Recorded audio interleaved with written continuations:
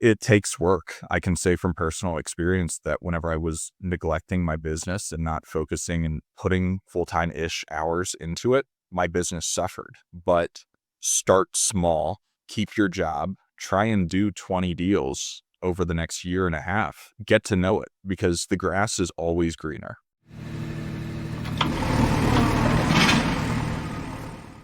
What's up, everybody? Mason McDonald and Dan Habercost here with another episode of the Big Picture Blueprint, where today we're going to be trying to do a little mix of philosophical versus tactical information with creating a life in the land business that's actually worth it. I think people hear what amounts to be a lot of niches or side hustles in the real estate investing business that can potentially turn into something worse than whatever job you were maybe leaving to jump into this business, or maybe you need to take a look in the mirror and see if you're actually doing something you enjoy, because it's very easy to accidentally create a business or create a job for yourself that you hate and that you're not good at and that might not make you money. But Dan, before we jump into today's conversation, how are you doing?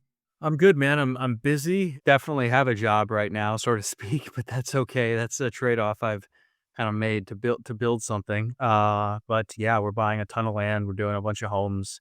My head is spinning. So all good things. I get it. I get it. I feel the same way. We've got a tremendous amount that we've recently purchased, a lot under contract, a lot that we're selling a lot of right now, which is always a little bit more fun than buying. But yeah, my head's spinning too, and reminds me what I'm good at and what I'm not good at. And sometimes staying Mhm. super organized in this business is something that I don't always do the best job at. It's tough. Yeah, I definitely get that. And there are so many aspects of the business that are sequential where you can't do B until A is done. Like you can't do things simultaneously. And so you have 5, 6, 10 projects going and you're trying to move each of them forward, but you're waiting on three different things and you can't do A until or B until you have A, and you can't start C till you have B. Right. And so you're constantly, okay, this got done. Then you're going back to this and back and forth. And so it's, quite a headache sometimes, but, I think that's a good intro to this whole conversation where a lot of people get into land thinking they're gonna work an hour or 2 every day and make an extra 200 grand, 300 grand, whatever it might be. What do you think about that? I was talking to you about it just before we actually hit record of, during one of the community support calls that we do in our school group. A guy that just got started, he just got his second deal under contract. He's working as a sales professional right now. And his first deal was a really small one, buy for 2, sell for 8. His next one will be, we looked at it, it'll be buy for 20, sell for high 30s, low 40s, and uh, do a deal like that a month. And there is something to that. And that might be great supplemental income. But I think that what happened to me and happens so often in this business is you start having success and then you think you need to just like explode and scale to levels beyond what you might be comfortable with or what might be practical. And then you create what amounts to be a nightmare. Not funnily enough, but ironically enough, this morning I saw in the news that a hospital that I used to work for, where I started my career in Texas, just got shut down, laying off 700 employees. The entire hospital is getting shut down. Remote. And I take like a sigh of relief that I'm not in that industry anymore. And I don't exactly have to worry about something like that happening. But I've seen it happen to our friends in this business that don't do well and, set up something that's not sustainable or wasn't correct from the beginning. And they're going back to corporate and going back to regular jobs because they just didn't build correctly. And I think that has to be one of the initial questions that you ask yourself, whether you're like me 5 years into the business or Dan 7 or 8 years into the business or just getting started, of like, what are you actually wanting to do here? Is it just make, an extra 50 to $300,000 a year doing a couple deals a year? Or is it a lifestyle business that, you can live very comfortably off whatever income goals you set? Or are you looking to create something enormous? And then you have to start working backwards as Stephen Covey, you start with the end in mind and start thinking about what does your life and what does your business relationship within your life actually look like in the next 10 years? Yeah, I think those were all good points, and people don't really take the time to do this before getting started, and probably myself and maybe yourself included in that. It's really easy to create a headache and a mess, especially if you take on too many deals, too much outside capital that's a lot of times short-term ballooning debt, and or too many complicated projects. I just obviously started this podcast saying that my head's spinning a bit, but that's a choice. I'm willing to really buckle down for a few years here to really move forward substantially, right? But I think a lot of people try and do this business, and that's vague, so we need to define what that means, which we will. But and they don't quite realize the time and effort commitment, and then they never even get to the point of having success because they're trying to do it at a very low level. And so let me just define what I'm saying when I say do this business. I mean, build a multi seven figure operation where you're buying large tracts of land, you're doing subdivides, maybe you have a value add of some sort, whether it's building or something of that nature, as opposed to what Mason described, the guy just trying to buy and sell one piece of land a month, right? So that's the distinction. And if you're trying to build something substantial, it's going to take a lot of time, and you're going to have to get good at it. Absolutely. And I think what you said is so important because when was your first, call it land deal that you did? 2019. 2019. We're recording this at the very end of April of 2026. And you're like, I need to buckle down for a few years to like really get things going and get things, moving forward in the direction that you want it to be because your business is continually evolved. And I think what people neglect to realize is this takes a long time to get good at it. And you're going to hear the success stories of the people that did 5 million deals in their first year or whatever. And that's social media. That's to gain, clicks and followers and stuff like that. The people that are actually building something, it takes decades a lot of times. And you and I are both working with and for, people that have been doing it for decades. And we've seen the amount of, capital required to create what they've done and, going through different market cycles and just the amount of work it really, really takes. So, let's pose that question to ourselves of like, Dan, what are you seeking to build here on a life and business standpoint over the next decade or two? Sure. So on my end, to your whole point about the fact that I'm not new, well, I treated this more like a lifestyle business for a long time. I was traveling a lot and doing a lot of other things. I didn't work that much for many years, but I'm at a point, I just turned 30 10 days ago, and I am thinking a little differently just with what I want to accomplish here, within this decade.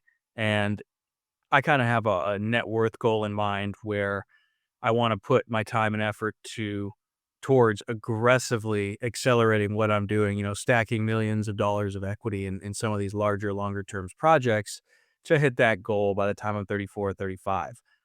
So I am deprioritizing work-life balance because frankly, it gets boring anyways, and then I'm bored, in the years that I was traveling a lot and going snowboarding and surfing and all that sort of thing. It was fun, but I always wanted to build something more substantial in business, and so I'm at a point in life where I wanna really do that and then kinda reassess, once I've made some more substantial progress. Now, to be clear, I've done quite well, but I'm thinking of much bigger things, right? And a much greater base of security. So I know that's a little bit vague. We can get into more specifics, but really right now I'm deprioritizing the ability to go surfing at 11 a.m. on a Monday, and like I did for many years, and prioritizing. All right, you know how do I and get to the end of my 30s and have a multi 8 figure net worth. Yeah, I mean, same thing on my end where I got started a little bit later in life than you did, being, give or take a year and a half older than you and staying in corporate longer.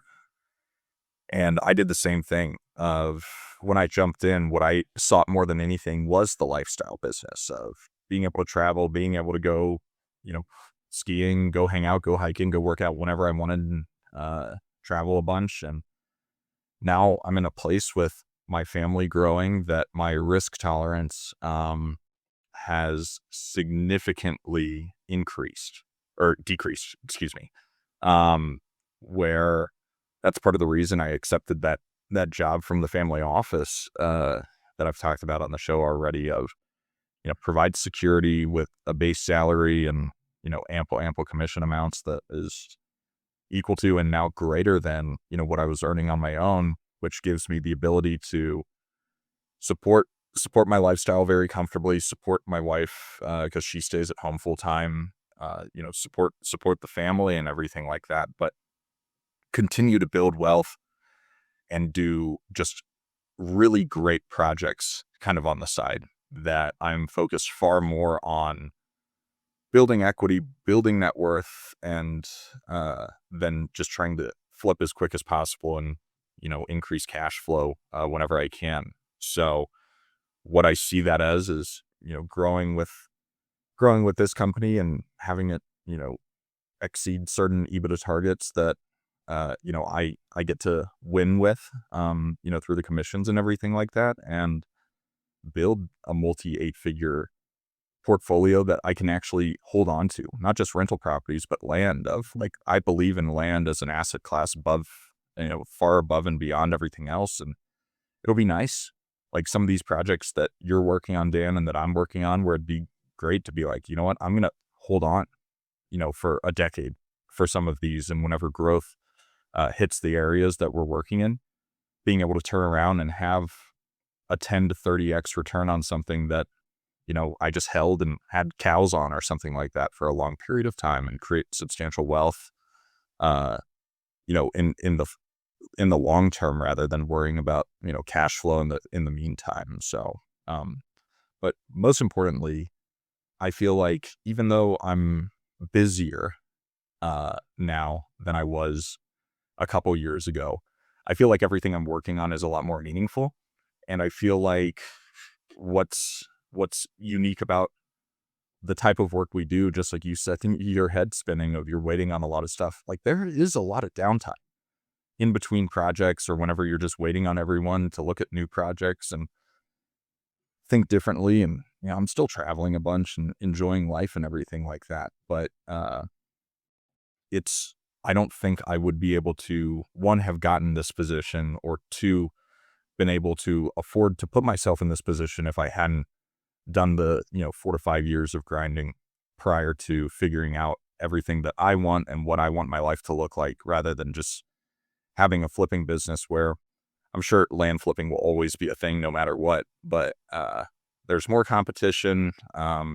You have to switch markets whenever certain markets go through different cycles. We're experiencing seasonality again, which is honestly refreshing. It's like it's going to be slower in the mountains in the winter and hot in the summer, and that the winter is the time to build and the summer is the time to sell. And I think I've really started to work on creating, my balance in life with what I've got going on. Yeah, I like that. Now, at the risk of just making this about what we're doing or how we're thinking about our business lives, I want to bring it back and talk a little bit about what if somebody's starting today, right? They saw a catchy YouTube video headline, they clicked it, they heard about that quick flip, right? That influencer that's talking about their best deal ever that happened to sell overnight. And, those of us in the business know that tends to be the outlier in 2026. What is a new person? What's a realistic expectation? Because, and this is something I've really been thinking about, with our school community and people wanting to get started. And if somebody came up to me and said, "Hey, I make 70 grand a year in my W-2, I've got a family and I want to get into land," I have some ideas, but I'm less confident in what I would tell them to do.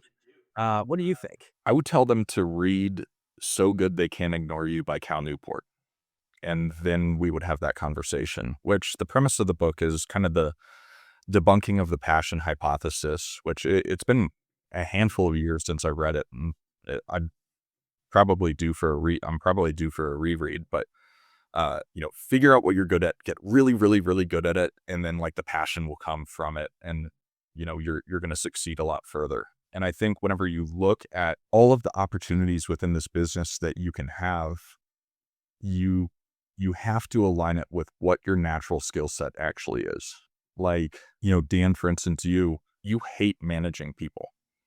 And Yeah. I'm not saying you're bad at it by any means, but it's something that you really don't enjoy. Like, I feel like you're really great at, project management. I don't even think you really love negotiating deals that much. I think you look at what your hobbies are, what you've always been good at in school, what you see yourself doing in the future and what that actually looks like. And from there, you can build a new career from it. Like, I've got this list of all these jobs related to the land industry on here of like, you can be the flipper and, be an operator and own a decent land business. And you could become a developer or become, the dumb man developers that we are, where it's, primarily exempt subdivisions or relatively simple, minor subdivides or even relatively simple major subdivisions. Become an engineer, a surveyor, drilling wells, be a septic installer, plumbing, electric, lender, realtor, become a contractor, become a builder. And looking at all these different things, there's a timeline associated with it. But you and I have so many frustrations with trying to find good people that you need within this business. Like finding a good surveyor. There are so few surveyors and they're all freaking ancient. We had Sean Flanagan on. He's a water broker and he talked about there's like 12 water brokers in the state of Colorado and the median age is like 84 years old. If you love talking with people and negotiating stuff, maybe sales or acquisitions is where you should kind of build your business around or build your career around and get a job doing it. But if you love working with your hands and building stuff, or you like operating heavy equipment or always, had Tonka trucks when you were a kid, like you could become a road builder. And these people make decent money doing this kind of stuff. And whenever like people talk about the AI revolution and technology taking so many people's jobs, there are a lot of jobs that technology is not going to take in our lifetime, that it Mhm. requires a person operating a piece of equipment and going out and getting stuff. Like, in all these markets, like you and I are referring people back and forth, and it's the same like 3 or 4 people that we're constantly working with. And I'm like, shoot, dude, I if I was an 18-year-old and I didn't know about going to college, like, shoot, I'd go get an apprenticeship with a surveyor and and go survey land because you're out on the land all day. Like I walk these properties with these people. Like you're using some technology, but a lot of the tech is ancient. And Mhm. you could take over the market using all of the free stuff that's on YouTube of all the different marketing strategies, all the Hormozy books and everything like that, and create a surveying business that makes you 2 or 300,000 easily a year. Um, and I think that's where I would start though, is go read that book. If you haven't read that book, I encourage you to read the book and then kind of work backwards from there. What are you good at and what do you see your life looking like? I was hoping you would arrive at the same conclusion. So that I agree. If you're really trying to get out of a W-2, you're starting today, I would have an income stream that is related to or part of your land business so that you aren't reliant on your property selling quickly, especially when you're getting started. I mean, I wouldn't just cut it day one and leave your W-2, but a surveyor is a perfect example of in most places, a role that has far more demand than there are surveyors to fill it. And so I don't think it's that hard to get customers. I've done surveys in like 10 states and it's the same frustration every time. And they have enormous pricing power. And it's, oh, yeah, I might get to it in 3 weeks. Here's my price. F you. Like, because they have no reason to be accommodative because there's not very many of them and there's far more demand than there is supply. And so that's a great example. It would not be that hard once you get licensed and learn a little bit to start your own surveying company and then do the land deals on top of it. And then you're in a better position, right? If you have that survey company at the base and that pays for your day-to-day expenses, well, you can be a lot more selective with the land deals you take on and selective with when you sell them because I have found usually I can get land eventually sold for the price that I have it listed at if I didn't totally mess something up in due diligence, but it can be a long time horizon. And I've capitulated many times because that's my biggest source of income, and sold where in hindsight I'm like, ugh, I should have held out. I sold that way too low. And so if your surveying business is paying your day-to-day bills and gives you a little profit every month or every year, and then the land deals are just the cherry on top, you can negotiate much more effectively too when you're selling. So Absolutely. Well, and with surveying, I don't know the ins and outs and total operating costs of a business like that. I do know the process takes time where you have to get the apprenticeship, just like becoming a licensed electrician or you know, certified appraiser or anything like that. But I know they're not marketing because yeah, no, I mean no, we've surveyed hundreds of lots in the past year, and like the only reason we know how to get a hold of them, a lot of them don't even have websites. Is through referrals yeah, and stuff like that. And I'm like, yeah, shoot, if I lived on a homestead property east of town or something like that, and a surveyor came up and was like, hey, I just wanted to drop off my information and offer you, a survey at, this price or whatever that you're able to make good money on and, pass my information off to anyone. People are getting surveys done, but no one's going out and going door to door or sending out mailers or doing anything like that for these types of businesses. And that can be spread out to a lot of these different contractors where, I mean, you think about the project that we just sold off, like there's going to be, or sold off last weekend, there's 30 driveways that need to be built, and a driveway's can cost you 5 grand. You get a hold on that market, like, the person that we're using for it, there's 150 grand on one, exempt subdivision right there, just in driveways. yeah. And that's just like the basic driveway, not even going all the way to the property, or if you're doing like an asphalt driveway or something like that.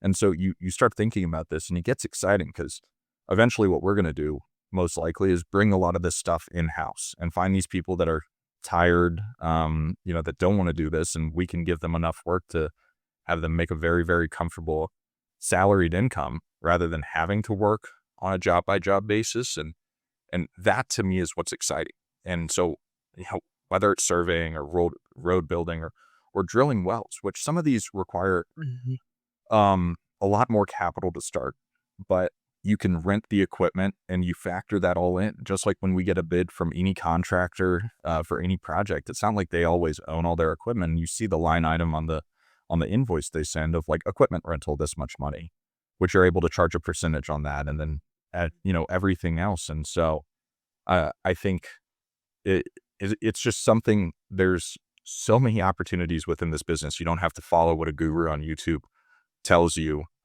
This is the way, that they say with self-certainty because they had success a few years ago when the market was good, and now they're trying to sell you, of course. Yeah, I agreed 100%. The last thing I'll throw on top of all of those is we've talked about this a lot, and you're an example of this, so we don't need to dive into it. But I still think a great way to get started is to get your land, your realtor's license, so you can sell land for other people. You can sell your own land deals, and go after land deals at the same time. Because many of the people we talk to who want to get into the business, they aren't broke, and so many of the YouTube videos are more appealing to the crowd with that has no money. But I think of a lot of the people we've spoken to in school, and it almost doesn't make sense for them to go and send mail or cold call and go after these small deals when if they were to look consistently for a month or 2 in their area, they could probably find a decent subdivide on the market that they could go get a loan for and take down because, again, they have a strong W-2, they have savings, they have money, and that could be a much better way to approach it. Get your realtor's license, start looking for one of these nice sized on-market projects, but don't get rid of your job and start your maybe some marketing, and pitch those people listing their properties and or buying them. Go after what's on the market, keep saving your money, use your W-2 to help you get a loan, right? Get good debt as opposed to the terrible debt that many people have to take on. And you could start a business that way, and eventually get out of the W-2 as you build traction on all ends of that. Oh yeah. And there's so many strategies within that we could expand on if we wanted to, where, if you're representing yourself and you get buy side commission for 3% and you needed 10% or 20% down, that you had to have a skin in the game, whether you're getting private money on it or using a bank for one of these types of deals, that can go towards your down payment right there. And I think, not everyone wants to be a realtor, and there are, disclosures and red tape that you have to work for whenever you're a broker as well as an investor and a developer. But you alluded to a point that I want to expand on, that this land flipping business, and yes, there are people that are successful in the wholesaling model or double close model, which I don't think will exist forever. I do think more and more legislation is coming out that will make it harder or eventually impossible to do that. If you don't have money, you're not an investor, because while investing time is courageous of you, I guess. That's not money. And you need money to actually become an investor to be able to take these deals down, whether it's a buy for 2, sell for $8,000 deal, or buy for 20, sell for 40,000, or buy for, a million, subdivide and sell for 3 million. You need money to do it. And so if you're making money in your current job, great, save up. And if this is the route you want to go on, start with the small victories. But if you're looking for a true job career change, you have to get experience somehow. And if you don't have money, you need experience, and go get a job doing something, whether it's one of the contractor jobs or becoming a salesperson. A lot of people are super scared to take the leap into sales, but a lot of you guys are commission only salespeople, and the skills can translate over. I think becoming a realtor is a really great place to start, and that could be all you do. You could make a tremendous amount of money as a realtor and then invest in other people's deals, which we have, friends that are realtors that make a bunch of money, and they, invest in our deals and stuff like that because they don't want to learn anything else, because they're already really, really good at, what they're doing. Those are all great points, but there's kind of two more things, or two opposite scenarios I want to talk about. What do you say? I know what I'm thinking, and I'll answer after you answer. I want to see what you're thinking first. What do you say to that person who says, "I do want to get into the land business as a lifestyle business. I don't want to work that much. I just want to quit my job and have a solid 150K a year income stream from land." What would you say to them? I would say that's totally okay, but you need to shift your mindset here, because think about who you're competing against now. As it's gained popularity and as there are serious operators out there, it takes work. And I can say from personal experience that whenever I was neglecting my business and not focusing and putting, full-time-ish hours into it, my business suffered. But start small and keep your job and try and do 20 deals over the next year and a half and get to know it, because the grass is always greener. You think that you're coming into this part-time thing, but there are issues that come up all the time, in whether it's a tiny deal or a large deal, which is why you and I have grown up and graduated into these larger deals, is because we're like, oh shoot, it takes the same amount of labor and frustration and time to make 20 grand on a deal a lot of times as it does to make 100 grand or 200 grand or 2 million on a deal. So, fix your mindset. Don't think you're going to just do it without even trying. Make sure that you have enough money saved up for the operating expenses and the actual land. And just realize grass is not always greener. It's not just like this simple thing to execute on. Yeah, I have a number of friends who initially got into land much earlier than I did, 2012, 13, 14, and they got in via the Mark Podolsky dirt rich sort of method, which the main difference is very cheap land, phenomenal margins on paper, but we're talking, buy at 1,000, sell at 4,000 or 5,000, and just doing that over and over and over again. And so one of my buddies who built a business like that had 700 notes, which sounds so incredible and glamorous, but he's like, man, this was an absolute shitstorm to manage because, again, these are $100 a month payments. No, it's still a substantial amount of money, but the nightmare around managing that and just all the crap that comes with it, with the people, with code violations, because he was, I think, doing contract for deed on most of these, or all of them potentially. So all violations came back on him, taxes, etc. It was a nightmare. And I think that you could build a smaller version of a business like that and make it a lifestyle business, maybe hire an admin or 2 to deal with a lot of that crap, but it's still not easy. It's still gonna take a lot of your time. There's still gonna be headaches. There's less of a barrier to entry. I think that space is still pretty inefficient. I think it's not that hard to go buy $1,000 properties that you can buy sell at 3,000 on terms with interest, because it's such a small margin that not a lot of no sophisticated capital has come into that, so it's still super inefficient. But I think that it's gonna be really hard even in that space to build something long-term sustainable over the course of decades that's just a part-time lifestyle business.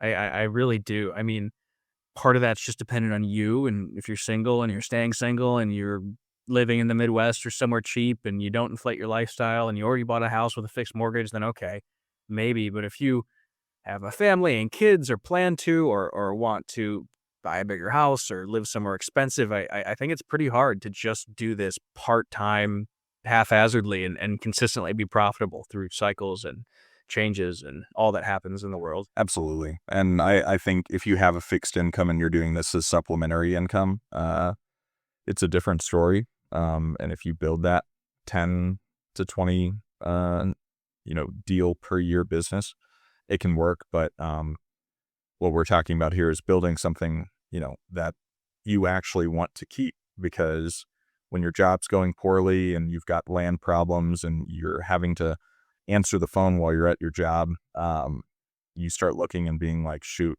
which one is worth it? Which one is causing me more stress and which one's bringing me more joy? But I will say, looking back, I mean, I think there's a tremendous opportunity in this space in all of the different fields that we're talking about, but it's not an answer that you're going to be able to look at by doing, watching some YouTube videos and stuff like that. But as a caveat to this whole conversation, like, I encourage those of you that haven't yet to jump in. I think that, I if you're just sitting on the sidelines for years at this point, and it's always been of interest to you, you just haven't been able to do it, like, jump in and do a deal. And that way you at least know the answer to your question and be willing to risk it all on that deal. Not your entire life or anything like that, but like whatever you've been saving up on the side, whether it was, 5 grand or 30 grand or 50 grand or something like that. Be willing to, put your money where your mouth is and just start, because you might actually fall in love with it and you won't be able to see all the intricacies and nuances of this business without actually doing something. So to those of you that, like, kind of like me, didn't know what they were doing whenever they got started, like, my hat's off to you for just jumping in and figuring it out. But I think you have to think in the long term whenever you're building something, based on an asset class that's not going anywhere, because otherwise, you're just going to be distracted and you're going to be sad and stressed out. Agreed. Now, the last thing that I wanted to talk about is the opposite. Somebody, well, it doesn't matter. I was going to say young and hungry. It doesn't matter if they're young. Somebody says, I want to use land to have a 9-figure net worth. What do you tell them? And this is somewhat of a fun question because neither Mason nor I have anywhere near a 9-figure net worth. However, I know people that do, and some of them are in the land and development space. And so I think both of us know people like that and can kind of speak to what potentially it might take or what route within land to take to get there. Yeah. I guess it depends in general on how long you're willing to wait to get to that 9-figure net worth. Because if you're like, I want to, achieve a 9-figure net, I'm 30, I want to achieve a 9-figure net worth in another 30 years through this, then I would say find 1 or 2 markets that you know very, very well, go on the outskirts of it and buy everything that you possibly can afford, for cash. And on some of those projects, there is a really great opportunity for realization of revenue right away. And other ones you need to hold, because if you can go triple your money on a deal, in 30 days, which it's possible, like we're doing it. I'm not saying like that everyone can do that, without the resources we have, but if you can do that a few times and then put that into bigger stuff further away, as much acreage as you possibly can and hold it, graze it, so you don't have any tax burden, or enroll it in CRP land, like we talked about kind of on that how to invest in farmland, on 10-year CRP payments that are, paying you sometimes, depending on how much acreage, 40 to several $100,000 per year, and just keep buying everything you possibly can and hold it for as long as possible until growth reaches that. And in 30 years, you're going to be able to, hit a 9-figure net worth if you're responsible with it. So, have 70% of your deals be for long term and 30% be for short term. Add value where you can. If you have a contractor you can trust and can partner and build on some of these lots too to realize some more value and just keep 1031ing it into more and more and more property, that's the way to do it. But it's not going to happen overnight. I'll tell you that much. So extend your time horizon, and buy everything you can. But what would your answer be, Dan? Well, similarly, I would encourage that person to think much longer term from day one and think less about how much money did I make in year one and more so how much equity am I stacking for the future. If that really is your goal. I mean, of course, you have to have your bases covered, and whether you're in a job that you're sticking in for the beginning or not I mean, these things, there's nuances to this, but big picture, I would think about number one, starting some sort of business that relates to or is within land that is improvement based. And so whether you get your license as a contractor and have a home building company, or I mean, you could be doing manufactured housing. You could be, I mean, maybe even starting a survey company at the base of it. If you're, especially if you're out west, if you were somewhere in Texas or Oklahoma where all the states around you have lots of land, lots of surveyors are needed, and you could start what eventually becomes a franchise. Uh, some sort of improvement-based business has, in my mind, has to be at the core of it, whether it's construction or surveying or, HUD homes, whatever it might be. You could be a HUD home retailer, a mobile home retailer and do franchises. But I think that needs to be uh, paired with the buying and selling of land to really get to that kind of number, because that's pretty substantial. 100 million dollars is no joke. Um, and building that and then reinvesting all your profits, as Mason said, into good land that you then split up and sell off, or split up and sell off some of it and build on some of it, and then just continually snowballing that into more and more land. Again, focused more on the long term than what you made this year on paper, because your P&L can be misleading, right? If I have a tremendously profitable subdivision, but I sold everything on terms, well, my P&L might not look great for that project year one, but my balance sheet looks excellent. And of course, if you're totally illiquid, you can go broke. So you have to manage that. But I think anyone with a basic understanding of accounting gets what I'm saying. And so if your goals are much larger, then you have to be focused more on the long term as opposed to, what did I make this month or this year? So that's how I would think about doing it, pairing a value add business within the land space with the land investing and just snowballing everything you can into more and more larger deals. Yeah, I think you're right. I was thinking of, the higher net worth person that, makes good money in their job, doing something like that. And I mean, if you were to invest, got 200,000 into 200,000 a year into rural land that's appreciating at 5% a year, and then, you were able to unlock significant value, you're going to be really close just from doing that. At the end of 30 years, that would compound to over 13 million. But, if you're able to 5x the money, through development, plus you're unlocking an additional value every year and, putting more than that back, it's really, really, really possible. But you have to make money first before you're able to invest it in something. So, figure out what that's going to be, whether it's your current job or a job related to anything that we talked about today. You don't have to start the, basic flipping business that we talked about, to have a lot of success, and not more importantly, but equally importantly, have a lot of fun, doing this, because I'm having more fun now than ever. But Dan, anything you want to leave the audience with before we get out of here? No, I think that's a good place to leave it. I think they get the point that the business has gotten more efficient. It's not quite as easy to just buy and sell land with no value add. You can still do it, but you got to pair that with some value add strategy if you want to be successful, whether it's just a hobby business or you're trying to build something massive. But anyways, guys, as always, leave us feedback, good, bad, or in between, and let us know what types of episodes you do and do not like.